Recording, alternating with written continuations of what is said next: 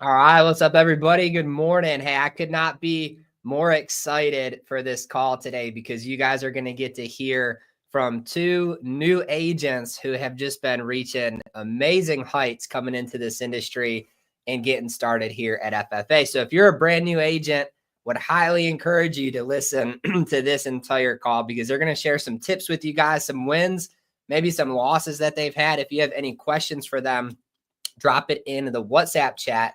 But I'm going to add them into this feed here in just a minute. But before we do that, hats off to you guys for this week. So many of you are running to new heights. And here we are with the first call of the month of May. And could not be more excited to see where we wrapped up the month of April. And so many of you guys are hitting those promotions or on track to hit them here in the month of May. So can't wait to see who hit that in the month of April. We're going to be working on the production for you guys and getting that sent out here in the days to come. And as we jump into this Friday morning call, as we jump into the weekend, I want to just share a story with you guys real quick.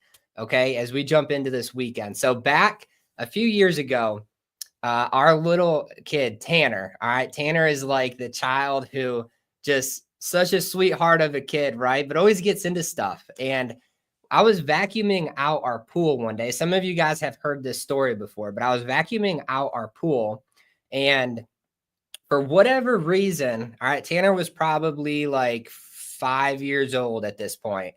Landon was 7. They were both kind of sitting on the edge of the water, kicking with their feet, all right, as the water was splashing. I was vacuuming the pool and I was watching them, but for whatever reason, I must have turned one direction for like a split second. And I heard Landon shout, "Daddy, Daddy, Tanner." And I remember turning around and looking and seeing Tanner literally at the bottom of the pool. And this was, you ever been in a situation where it's like slow motion? If you ever been in a car accident, you know how it's like it happens in 10 seconds, but it literally feels like 30 minutes as you're going through the motions of that accident. Well, that's how this situation was. I remember seeing Tanner at the bottom of the pool. Somehow he slipped off the edge and went in the bottom of that pool. But the craziest thing happened when I locked eyes with him. He was not panicking. I could see him like literally through the water. It was one of the craziest experiences I've ever had. Little 5-year-old at the bottom of the deep end of the pool, underwater, just staring at me. He wasn't panicking. He wasn't splashing, just literally standing at the bottom of the pool, looking straight at me through this water. And I jumped across the pool, picked him up. I made him, I stuck my finger down his throat, made him throw up all the water. And luckily, he was perfectly fine.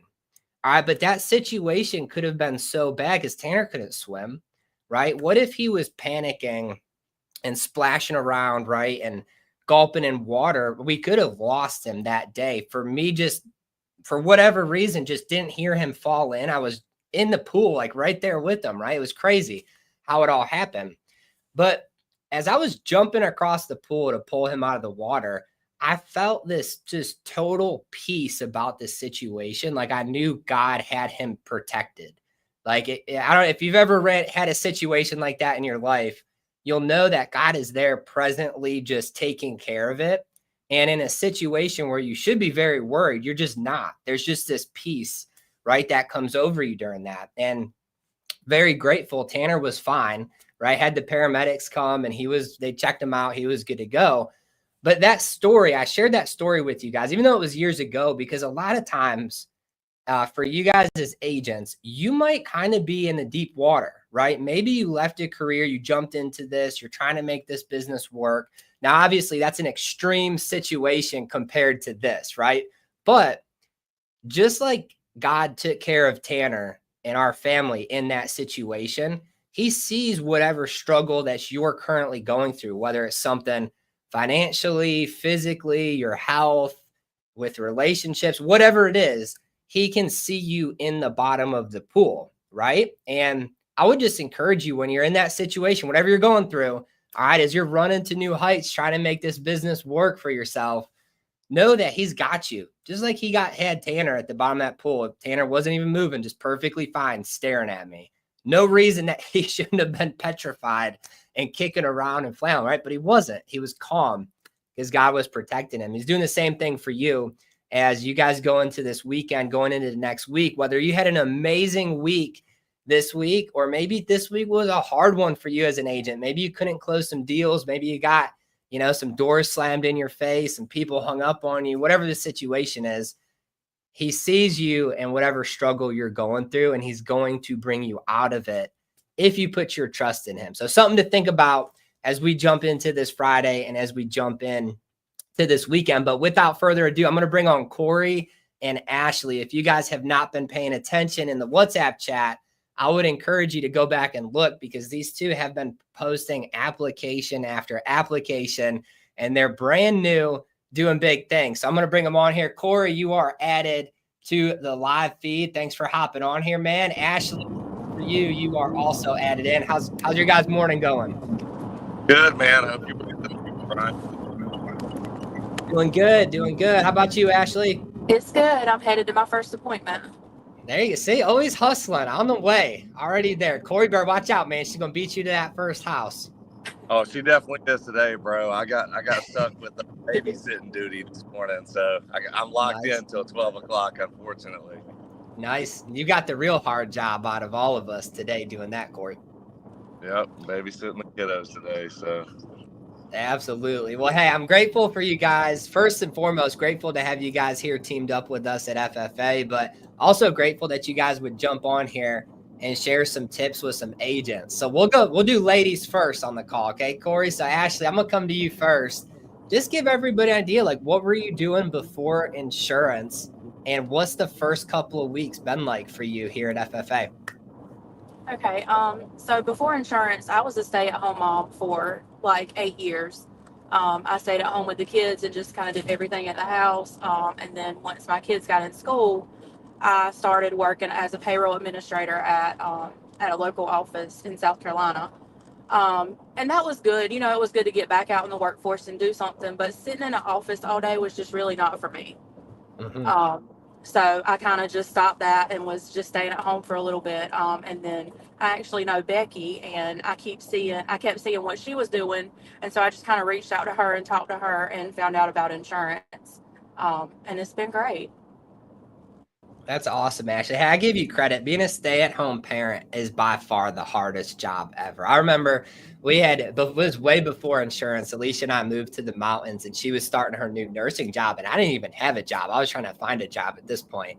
So I had to stay home with our 2 little boys at the time for like a month. And after like 2 weeks, I didn't care if I lost money paying daycare. I had to get out of that house. So I give you credit there, Ashley. But Corey, what about you, man? What were you doing before jumping into this industry? You're brand new, right? This is your first month. So yeah, man. So I was in the car business for about 7 years. So I was in sales for about 4.5, creeping up on 5.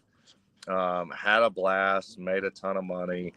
And then I jumped up to finance manager on year 5, done that for a year, and then the senior finance manager for my last little year there. And it was great, man. This was a super hard transition for me, just because, I mean, you and Alicia know, I stepped away from, $300K a year, but money's not everything. And I just got to the point where I had no time at all to spend with my family. Working 90-hour work weeks, became a normal for me, and getting blown up on emails and phone calls. And, we would get reports at like 2 a.m, and you were expected to read them and have answers by 9. So coming into this, I really felt like God led me to it. I kind of toyed around with a couple of different industries jumping into, and this was the one that really just made me feel at peace. And it's been good. I've really enjoyed it. You guys know I've already had a couple of bad days, and I got super frustrated. So, it's a learning curve for sure, but I'm enjoying the ride. That's awesome, man. You know, it's funny because we see people join this industry from all different walks, right? People like this is their first job ever. People come from the military into here, medical industry, teachers, and then, you know, doing the car industry, Corey. And so it's awesome to see how it can fit the mold for what everybody's trying to run for, you know. And I love that you actually get some time back with your family because, you know, what is working 90 hours a week if you don't even get to spend any time with the people you're working for? You know, it's tough to live your whole life like that, right? But you gave up. You know, I'm assuming, I don't know much about the car industry, but I'm assuming where you were at is like at probably one of the top levels at that, you know, position. And you gave all that up to start from scratch and to build a business of your own. So it's awesome to see, man. But Ashley, I'm going to come back to you. So you had a huge week last week. I think what, over 5K, maybe even more. You're always putting up production and AP. So what do you think leads to your success, Ashley? How are you able to come into this being, you know, new and being able to write that kind of business? I will say, like, it's a lot of self-discipline, and that was hard for me because, you know, I got licensed back in November, I think in November. So, I mean, it took me a while to really get going. I just, I know that I have to get out there and work every day, or I'm not going to be as successful as I want. Because when I was coming into it, I was kind of thinking, you know, oh, I can work when I want to, make my own schedule. I thought it was just, you know, really flexible. And I mean, it is, but, you know, you have to stay self-disciplined and make yourself get out here and work. You can't just choose to stay at home and, you know, not get out because you're not going to be successful if you do that. And I will say, you know, Aaron and Alicia have been really motivating me. You know, there's always the motivation and the call to close and the little text that Aaron sends out every day. And it just really helps me get motivated and makes me push myself harder. So, I mean, I know you have to push or you're not going to get where you want to be. For sure. You know, I love that. I love the motivation behind it too. Cause, you know, shout out to Aaron. It's tough to follow in Aaron's footsteps. She writes so much business. You're like, I'm trying to keep up with her, you know? So that's awesome, setting the example there. And I love that you said too, that if you don't get out of your door, you're not going to get anything, right? I think agents sometimes they think so much about this business. They think about the leads, the presentation, and instead of thinking so much, just get out there and do it. Like you're not going to sell anything if you don't knock on those doors and pick up the phone call. So Corey, same question for you, man. You know, you came into this and, you know, everybody's seeing the production that you're writing, right? I think you did like over 11K in your first 7 or 8 days in the field. You know, just you're always putting production in. But what they probably don't see is how many hours you're putting in, how many times you're getting told no, right? To be able to do that. There's been multiple days. I think every day you're in the field, you know, you're texting me, hey, I'm in another house and it's 9 o'clock at night, 10:30. You know, I think you finished up yesterday at like 10 o'clock at night. So share like what leads to you being successful. What's a new agent got to do? Yeah. So great question, man. I'm nothing special, guys. You know, I can walk and chew bubble gum at the same time. That's about my only special talent. So it's literally just hard work. I always had a motto in the car business, you know, looking at these guys with their pros rings and they were making these high 6 figures, you know, incomes and driving nice cars. And my mentality has always been, you will not outwork me. You know, I don't care. I go into every day thinking that everybody else is better than me. I'm low man on the totem pole, so I have to work that much harder to get to the top. And that's, you know, that's just kind of what I live by. Like I am my own worst critic. And I know that if I just keep God first and I keep grinding and grinding and grinding, yeah, you're going to run into the no's. You know, Ryan and Alicia are probably getting tired of me calling them, you know, but like I called you guys up. When was it, Ryan? I think on Wednesday of last week. Yep. And I was like, dude, I went to like 25 houses and didn't get nothing. Everybody told me no. And, you know, what I learned was Ryan, you know, was gracious enough to pick me up and go on a ride along. And he was like, well, I can tell you what your problem is. You're talking a million miles a minute and they probably don't even understand what you're saying. So, it's like I said before, it's definitely a learning curve, but you know, it's a huge blessing to see how you guys interact with each other. That's something that I'm not used to. So I think that anybody in this industry can go far if they just, listen to the advice that you guys are giving and listen to other successful agents and just keep push through the nose. And if you push through the nose, you're going to get to the yeses. I love that, man. And I love the work ethic too. I think one thing that agents just miss, man, is they're one lead away, they're one door away from getting the good one, but sometimes agents just like think about over your first 2 weeks, Corey, if you chose to wrap it up at 5 o'clock when you didn't have anything, like most, it's just that one extra house mentality that gets you there. And then shout out to you too, right? That day that you were struggling, you reached out and you said, hey, can we get in the car again?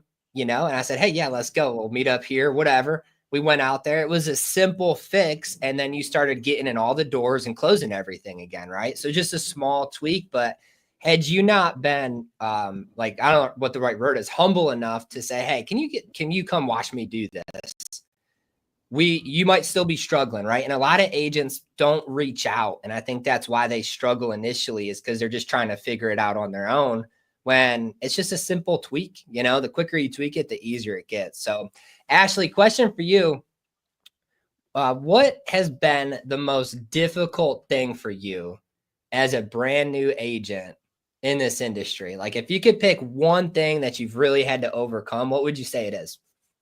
I guess I would say just getting comfortable, like knocking on people's doors, because that's just hard. Like if you just think about it, just going up to a random person's house and knocking on the door. I mean, that's not the easiest. And I struggled with that for a while, but I've come to find that most people are nice. I mean, there's some that are definitely not, but most people are nice. Most people are welcoming. And, I always was like, maybe they're going to judge me. Like, I don't know what I'm doing, but these people have no idea. They have no idea what I'm supposed to do. So if I mess up, it's okay. And so I've Yeah, really had to overcome that. And I just feel a lot more comfortable with that now. I'll just go knock on anybody's door. that's so true. Like sometimes agents put so much pressure on themselves, but the lead doesn't know what you're supposed to say. You could say anything and they're like, okay, I guess they don't know if you've been doing this for a day or 10 years. I remember like my first week in the field, the first couple of presentations I did, I walked out of the house. I'm like, I don't even know what I just did. I don't even that wasn't at all what I was supposed to say, but it works because people, if you just get into a house and you make a friend, this product sells itself. You're just serving people. So I love that, being able to overcome that there, Ashley. What about you, Corey? What's been the most difficult thing for you? I think the most difficult, you already know the answer to this one. The most difficult thing for me has just been slowing down. I've literally had to go into this with like I'm trying out to be the next Forrest Gump, I'm so used to, I talk fast, move fast, go fast. Coming from my last position, like I could have clients in my office and the average turnaround time is 45 minutes, to an hour with that person. And we have 6 other clients waiting to come in, so it's just a constant, grind. You're going as fast as you possibly can and trying to maximize profits in the process. So that's been my biggest, just slowing down.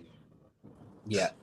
That's a hard thing to do, man, especially when you're coming from such a fast-paced environment. And then in this business, it's almost like you got to slow down to speed up. The slower you go, the more success you're going to have, just because you're really building that connection with people. And a lot of times we serve, the senior community. And if you're just talking way too fast and not loud enough, and they can't quite hear exactly what you're saying, confusion leads to not closing anything.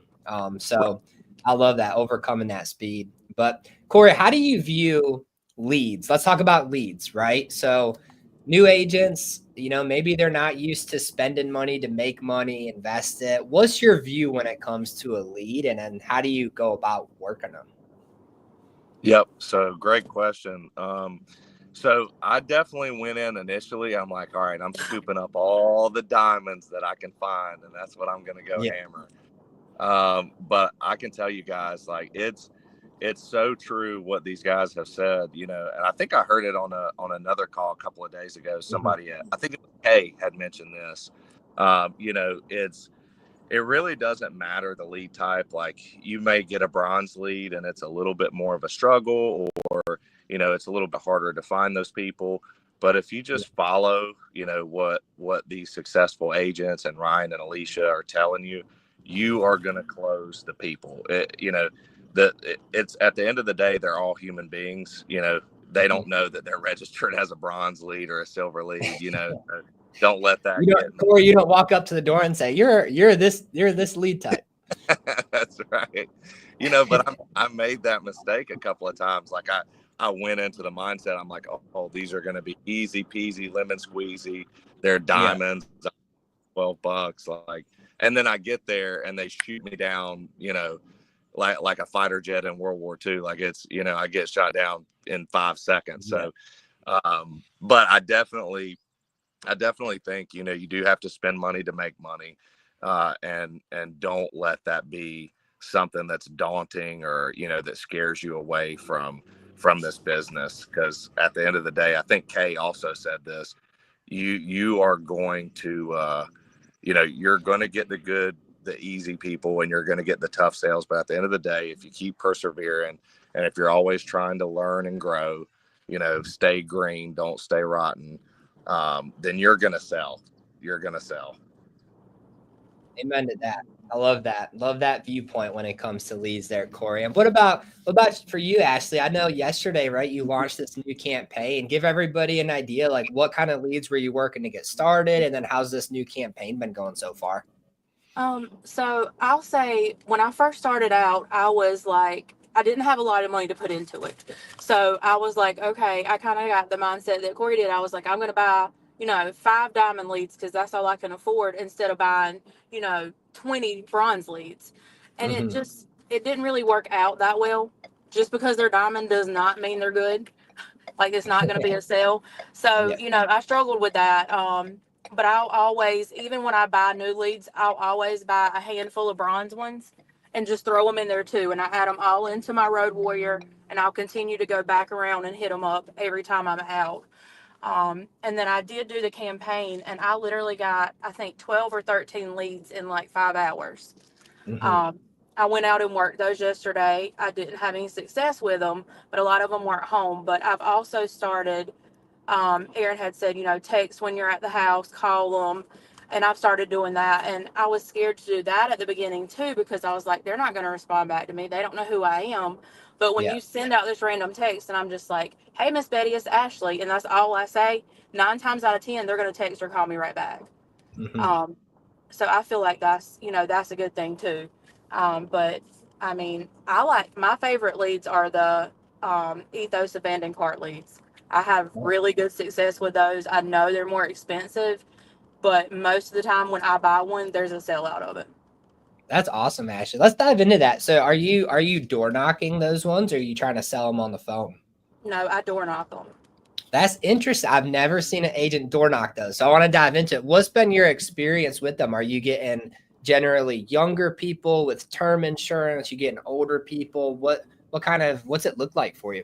It's kind of a mix. I would say the majority of them are younger term policies, but there are some seniors in there as well. But I don't know. I get the fresh ones that are like 0 to 30 days, and almost every single one that I've went to, they're not like, oh, I didn't request that. They all remember it, you know, because it's recent. And I've just had a lot of success with those. And to be honest, I never thought about calling them until you just said that. I've always just thought, go knock the door. But I mean, I would recommend for everybody to try those out because that has probably been what I've had the most success with. I love that you mentioned that because I've kind of stereotyped that lead type into being just for telesales because it's usually younger people. But I love that you're having success with door knocking those. So, hey, you learn something new on every call, right? I see those leads on Lead Center all the time, and I'm like, I don't know if I'm going to work them or not. But, hey, there you go. If it's working for Ashley, it'll work for you guys. So scoop them up if you see them. But that's awesome, Ashley. What have you noticed with those? Do you have to work them like kind of in the evenings? Are they usually working during the day?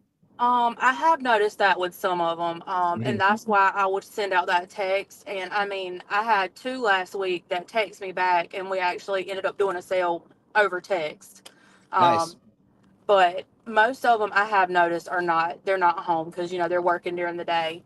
So I'll Mhm. just hit them up, text them or hit them up in the evening. But most of the Yeah. time, the younger generation will text or call back. That's awesome. Hey, you can't beat that selling something over a text message like that. What a cool way to sell versus, just adding.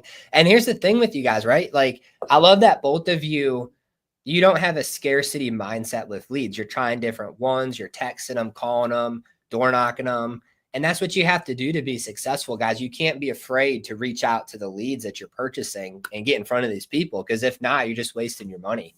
So, Corey, let's talk about this, man. You are like the king of working late hours, right? You work until you make a sale.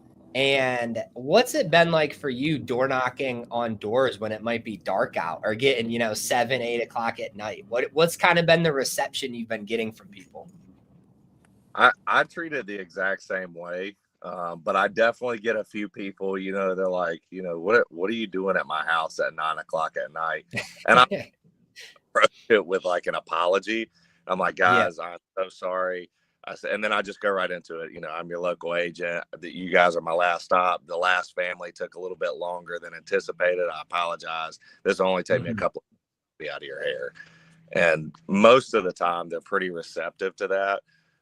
But I have gotten, a few that were like, kick rocks. It's 9:30. They got their moo and their nightcap on and they're ready for bed. So, Yeah. Yeah. That's key. I think, guys, if we're blessed right now because it's daylight longer, where you get into the winter hours and it gets dark at like 5 o'clock. But now, I mean, if you knock on a door at 7, 8 o'clock at night, when you're working during the morning and you have all these people that aren't at home, you're missing such an opportunity if you're not going back over there between 5 and 8 o'clock. I know that obviously, if you have family, different things going on, you can't work that late. Hey, no big deal. But I think back to my first year or two in this industry, almost like probably 60% of the sales I made during that year were between those hours because people are at home. They're not at work anymore. They're not running around. You generally get more policies in one house because you're with two people. You're with the spouse too, where normally during the day, one of them's gone or vice versa. So, those hours, guys, 5 to 8 o'clock could be the difference between you making it and hitting your promotions and goals and just missing it. So love that. We'll go one more question each. Ashley, what's your goal for this, right? I see you out here hustling as you get started. Are you running for Rookie of the Year, Scotland? What's your goal this year? I mean, Scotland seems really nice. I would love to hit that. And I mean, I'm gonna just keep pushing. I'm gonna just keep trying and see if I can get there. And if not, that's okay too. But I'm just gonna keep working hard every day and just see what I can do. I love that. Hey, you keep up the pace you're going to hit Scotland pretty easy here in the next few months. So love that. Same question for you, Corey. What's your goal for this year?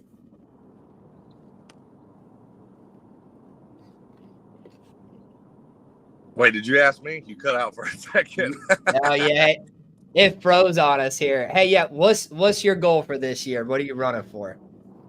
I got you, man. For me, well, you guys and Alicia kind of know, like, I didn't make some of the best financial decisions early on in the car career. So I can't afford to make, less than a certain amount. So I definitely want to average, at least 15 to 20 grand a month moving forward. Yeah. And then I just want to be the best version of myself that I can be. So, if I do, 30,000 AP this month, then the next month I want to do 40 or 50. And then the next month I want to do, and if I take a step back, I want to, be able to look at it and learn from my mistakes and capitalize and just keep moving forward. And also encourage other agents that are, struggling and, maybe going through some of the same things that I went through and, help them if I can, and just learn and grow as a community and build a large, solid team that's going to go in and just crush whatever goals they have for the year.